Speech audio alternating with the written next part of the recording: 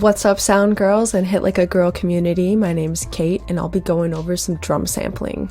I wanted to go over some basics of what seemed to be the most useful for any person entering the Hit Like a Girl drumming contest, which is you're recording your own drum kit.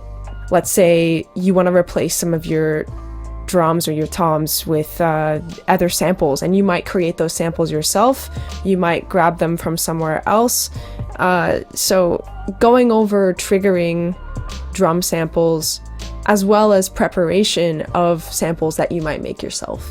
Alright, so what we've got here are some samples that I recorded.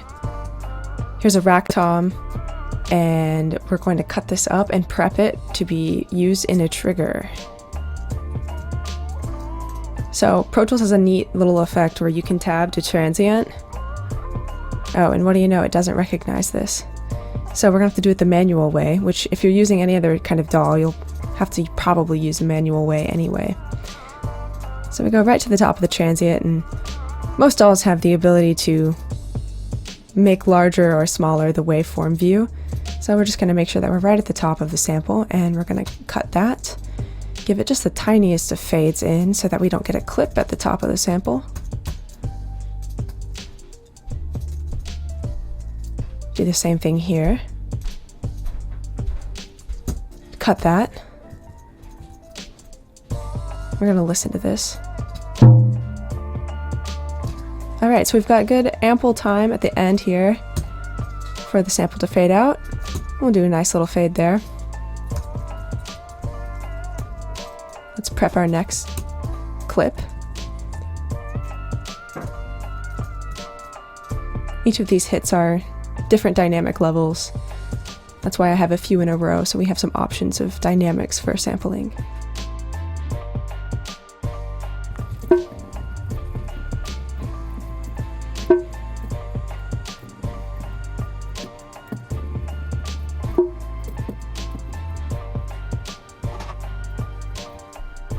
Alright, so we've got our rack tom samples topped and tailed, meaning we've got the edit right up to the beginning of the transient. We've got a nice sustain here and a little bit of a fade out on the end, so our clip is a nice perfect little package on each hit. I've also gone in and added some EQing because there were some nasty overtones that I wasn't really digging. You can kind of hear the overtones there. And now here is that with cutting some of those out.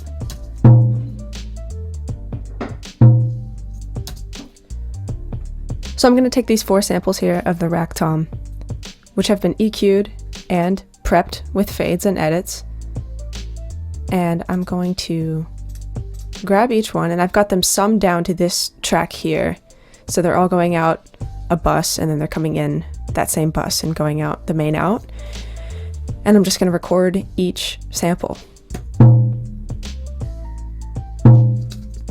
and get that off of loop mode.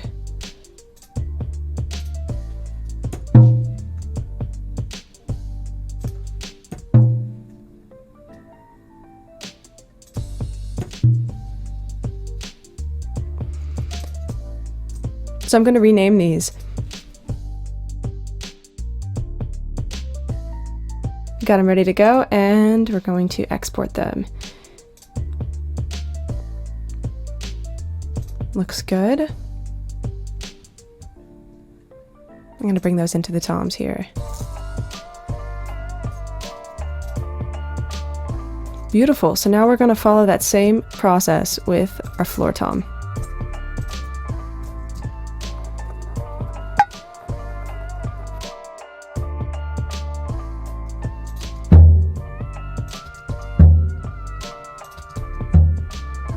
Sounds great, and I did the same thing here with some EQing.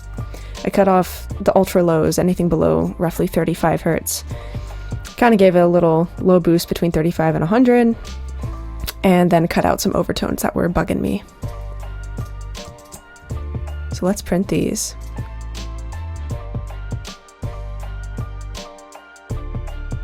And now I've got some snare samples that I've already chopped up.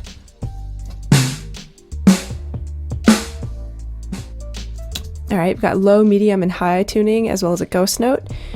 This is a Predator snare drum, which I got permission from Mike, who makes Predator snares, to sample this. So thanks, Mike.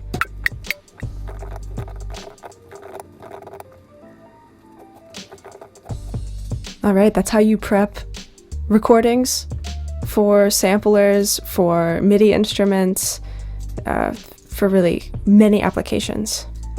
For this instance, I imagine we'll use the samples we just prepared and bring them into a drum trigger, which will queue up the samples and replace our actual recorded drums. This can be nice if you want to clean up drum recording if it didn't sound necessarily the way that you were hoping it would, and you want to maybe replace your snare post-recording or toms, etc. So we're going to be messing around with throwing samples into this slate trigger, which I think is a fabulous drum triggerer. There are other ones out there, but this is what we're going to be using for this example. I've got some drums recorded here, and let's listen to this.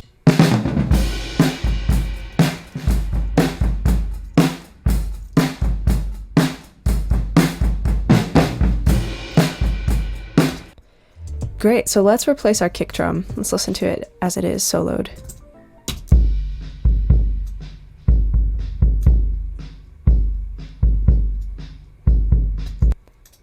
So now in Slate, you're going to set your bass directive, which is just your folder on your computer where your drum samples are stored. Now we'll go to the browser. We'll be sure to enable Audition and take this out of bypass mode.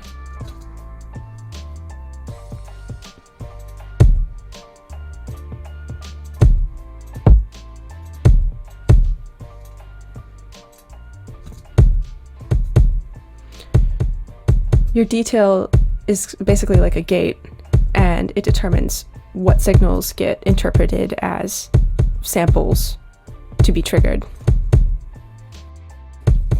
Now here's our sample, and we have a channel on this. We can change the pitch.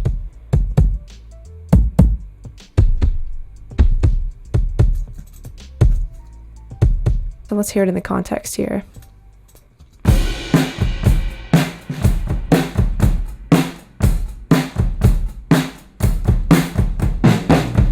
Moving on to the snare. Let's try low and mid.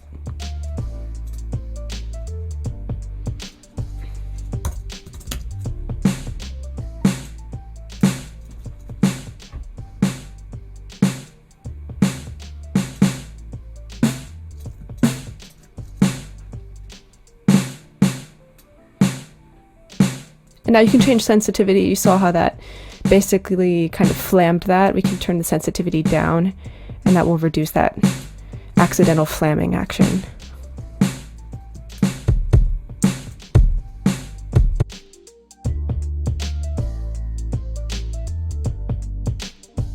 Now, I recorded a mono overhead, which isn't ideal, but it was what I was working with. So I'm going to take this mono overhead and see if I can kind of stereoize it just a tiny bit. I've got a Soundtoys micro shift, which is fabulous little phase stereoizer.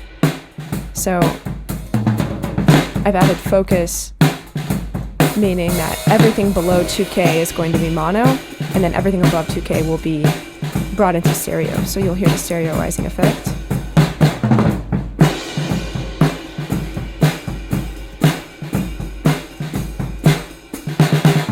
Just a little bit, just enough to make it feel like it's not just directly in the center. And I've got some reverb I've thrown on the overhead.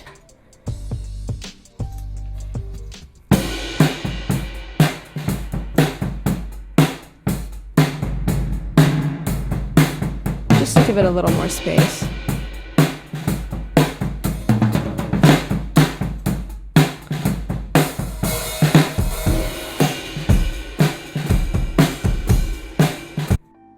Now, just to do a real quick fix on some fattening up and some compression without really dialing it in, just throwing on another Soundtoys plugin, the Devil Lock, which just crushes and kind of distorts and compresses it pretty hard.